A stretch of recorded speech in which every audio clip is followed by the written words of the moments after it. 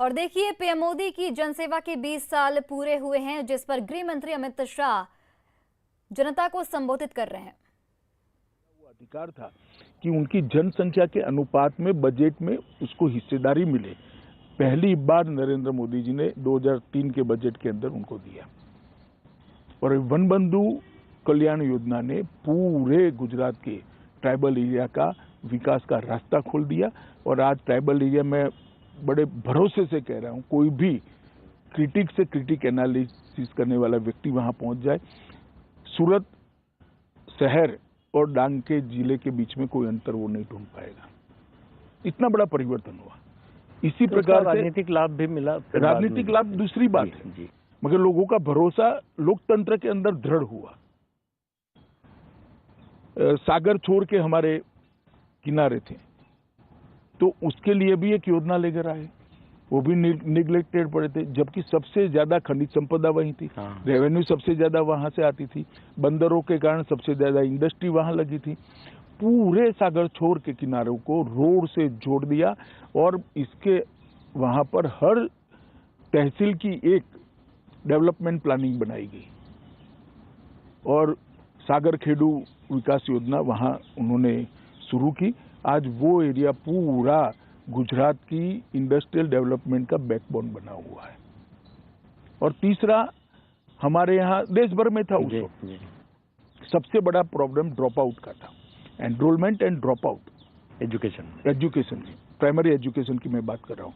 तो गुजरात जैसे राज्य में बहुत बड़ी समस्या थी। उन्होंने खुद कड़ी धूप के अंदर पटवारी से लेकर मुख्यमंत्री तक सब लोगों ने 5 दिन शुद्ध रूप से 5 दिन में 25 स्कूलों में जाना है और महोत्सव के रूप में बच्चों के एनरोलमेंट का कार्यक्रम शुरू करा है और हमारे एनरोलमेंट को 100% तक पहुंचाया। और उसके बाद वहां अभिभावकों की कमेटी बनवाई। स्केल और स्पीड का जो है उनका कॉन्सेप्ट वहीं से आया, वो शुरू से है, वो शुरू से है। संगठन में भी था, सरकार में भी था, गुजरात के मुख्यमंत्री थे तब भी था। और उन्होंने अभिभावकों की कमेटी बनाई, विशेषकर माताओं की कमेटी बनाई। कोई भी बच्चा स्कूल नहीं आता है तो उसकी चिंता होती थी, मास्टरों की जिम्मेदारी तय कर दी। और ये सारी चीजों के बाद प्राइमरी एजुकेशन में गुणवत्ता बढ़ाने के लिए भी गुणोत्सव कर एक कार्यक्रम लिया और इसके कारण परिणाम ये आया, एनरोलमेंट 67% था, वो 100% पहुंचा। ड्रॉप आउट रेशियो 37% था, वो पॉइंट समथिंग पहुंच गया, 1% से नीचे चला गया। अब इसका इवैल्यूएशन कोई करेगा तो मालूम पड़ेगा कि देश के विकास में, गुजरात के विकास में इसका कंट्रीब्यूशन क्या हो सकता है। एक अनपढ़ आदमी देश पर कितना बड़ा बोझ बनता है, ना जो अपने संविधान के दिए हुए अधिकारों को जानता है, ना संविधान ने हमसे जो अपेक्षा करी है वो दायित्व को जानता है, वो कैसे एक अच्छा नागरिक बन सकता है। इसके अंदर आमूलचूर परिवर्तन है। इसी प्रकार से शहरी विकास, ग्रामीण विकास, औद्योगिक नीति, वाइब्रेंट गुजरात का उन्होंने एक बहुत बड़ा एक्सपेरिमेंट करा। खावड़ा तक पानी भी उनके समय में ही पहुंचा। नर्मदा योजना को अंजाम तक पहुंचाने का काम किया। सौनी योजना लाकर गुजरात के अंदर लगभग टैंकर राज को समाप्त कर दिया। गुजरात ऐसा एक क्षेत्र था जहां टैंकरों की इंडस्ट्री चलती थी, क्योंकि गांव में पानी नहीं होता था। आज फ्लो से पानी हर गांव में जाता है, पीने की पानी की कहीं किल्लत नहीं है। और दृढ़ता पूर्वक, कठोरता से नीति बनाकर जो काम किया, इसका परिणाम यह है कि गुजरात के कई जिले आज काली यादी से बाहर आ चुके हैं। 100 फुट भूगर्भ जल का लेवल ऊपर आया है। पूरे भारत में एक ही ऐसा क्षेत्र है जहां भूगर्भ जल में बढ़ोतरी हुई। तालाबों को बहुत डीप करने का काम किया गया, छोटे छोटे चेक डैम बनाए गए। नर्मदा का जो बाढ़ का पानी था उसको तालाबों में डाइवर्ट कर, इस प्रकार से एक दूसरी चैलेंज को उसने इतने अच्छे तरीके से लिया कि देश भर के अंदर जो मिली जुली सरकारों का एक युग था, वो युग में एक छवि बनी थी कि ये मल्टी पार्टी डेमोक्रेटिक सिस्टम शायद फेल तो नहीं कर जाएगी। गुजरात के नरेंद्र भाई के सफल मुख्यमंत्री काल के दौरान न केवल गुजरात, देश भर में एक आशा का किरण जागृत हुआ कि मल्टी पार्टी डेमोक्रेटिक सिस्टम में कोई दोष नहीं है, ये सफल हो सकती है, ये डिलीवर कर सकती है, अंतिम व्यक्ति तक जा सकती है। और वेलफेयर स्टेट की जो कल्पना कल्याण राज्य की कल्पना, मैं पश्चिम की कल्पना की नहीं बात नहीं करता, अपने संविधान निर्माताओं ने जो कल्पना करी थी वो साकार हो सकती है। तो ये दूसरी चैलेंज थी। और तीसरी चैलेंज जब वो भारत के प्रधानमंत्री बने तब आए। आप जानते ही हो, मैं डॉक्टर मनमोहन सिंह जी की सरकार के लिए कोई टिप्पणी करना नहीं चाहता, ये कोई राजनीतिक मौका भी नहीं है, परंतु हर क्षेत्र के अंदर देश नीचे नीचे नीचे जा रहा। 12 लाख करोड़ के घपले घोटाले भ्रष्टाचार सरफेस पर आ चुके थे। सार्वजनिक जीवन पर श्रद्धा पाताल के अंदर पहुंच गई थी। दुनिया भर में देश का कोई सम्मान नहीं था। हमारी आंतरिक और बाहरी सुरक्षा बिल्कुल लचर हो पड़ी थी। पॉलिसी पैरालिसिस हो चुका था। नीतिगत फैसले महीनों तक सरकार की आंतरिक उलझनों में उलझते रहते थे। एक मंत्री महोदय ऐसे थे पूरे 5 साल कैबिनेट में ही नहीं आए। कई सारी ऐसी चीजें थी जो सवाल करती थी कि कैसे चल सकता है।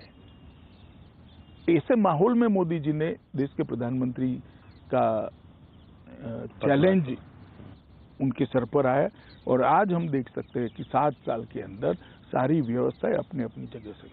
हाँ, समस्याएं आती है, आएगी भी, भविष्य में भी आएगी, मगर समस्या को एड्रेस किया जाता है, तत्काल एड्रेस किया जाता है, उसका समाधान निकालने का प्रयास किया और संवेदनशीलता के साथ उसको आगे बढ़ाया जाता है। और इसके कारण वही देखिए, कोविड-19 महामारी के दौरान हुए लॉकडाउन से ग्रामीण अर्थव्यवस्था पर भी गहरा असर पड़ा है। भारत पाकिस्तान की सीमा से सटे अमृतसर जिले के गांव में कैथलीन लाडर ने गरीब परिवारों के दुख को उस वक्त समझा जब वो खुद संघर्ष कर रही थी और यहीं से शुरू हुई इनकी उड़ान। कैथलीन ने महिलाओं को आत्मनिर्भर बनाने के लिए एक स्वयंसेवी संस्था की शुरुआत की। वैक्सीनेशन को लेकर नेटवर्क 18 और फेडरल बैंक की जागरूकता मुहिम संजीवनी और शॉर्ट ऑफ लाइफ ने हाल ही में उनसे मुलाकात की। हमें यह बताते हुए खुशी हो रही है कि अपने काम से आगे बढ़कर महिलाओं को सशक्त करने वाली कैथलीन है हमारी संजीवनी चैंपियन।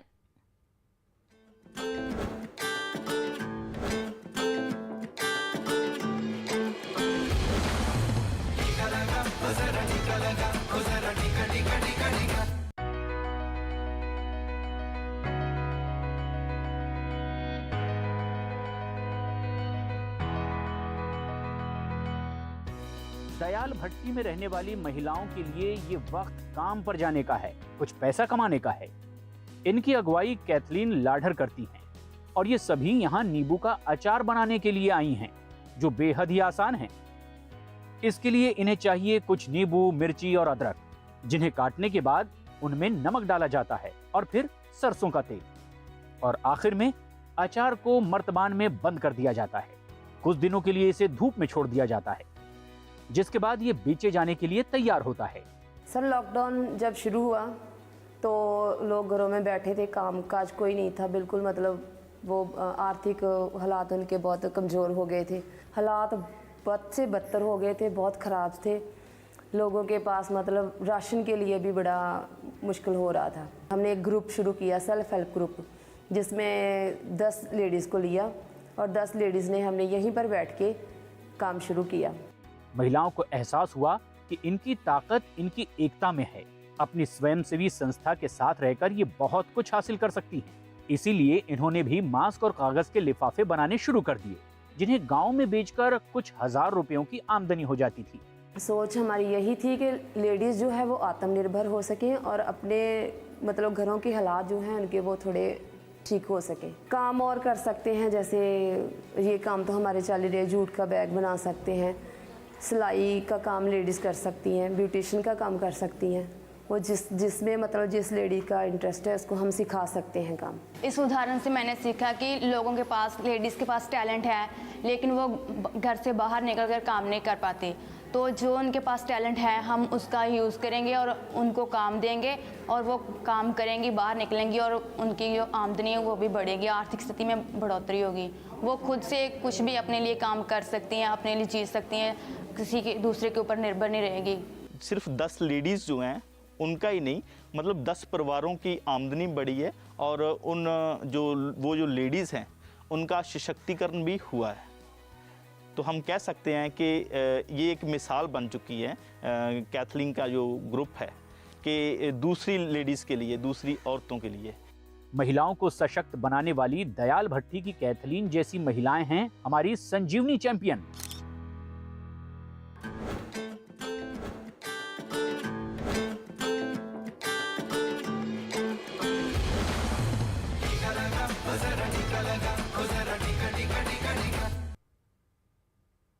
आजादी के अमृत महोत्सव के साथ ही देश में दूध क्रांति लाने वाला अमूल ब्रांड भी अपनी 75वीं सालगिरह का जश्न मना रहा है। इस मौके पर आइए आपको बताते हैं कि अमूल ने समय समय पर अपनी बात देश विदेश में कैसे पूरी कामयाबी के साथ पहुंचाई। अमूल ने अनूठे अंदाज में अपने प्रोडक्ट्स की जानकारी लोगों तक पहुंचाई। अमूल का हर एक विज्ञापन नई कहानी बताता है। अमूल की कोशिश रहती है कि अपनी बात निराले और दिलचस्प अंदाज में आप तक पहुंचाए। आइए देखते हैं अमूल की एक अमूल्य कहानी।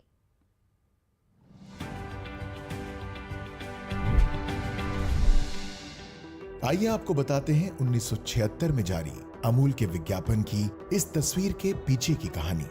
इमरजेंसी के दौरान संजय गांधी ने सितंबर 1976 में अनिवार्य नसबंदी का फैसला कड़ाई से लागू किया। फैसला अच्छा था, लेकिन हजारों कुंवारे लड़कों और बुजुर्गों की जबरन नसबंदी करा दी गई। नसबंदी सही तरीके से होती तो भारत को फायदा होता। विज्ञापन में अमूल का संदेश था कि उसके उत्पादन में कंपल्सरी स्टेरिलाइजेशन का ध्यान रखा जाता है। और फिलहाल इस बुलेटिन में इतना ही। आप देखते रहिए न्यूज़ 18 बिहार झारखंड।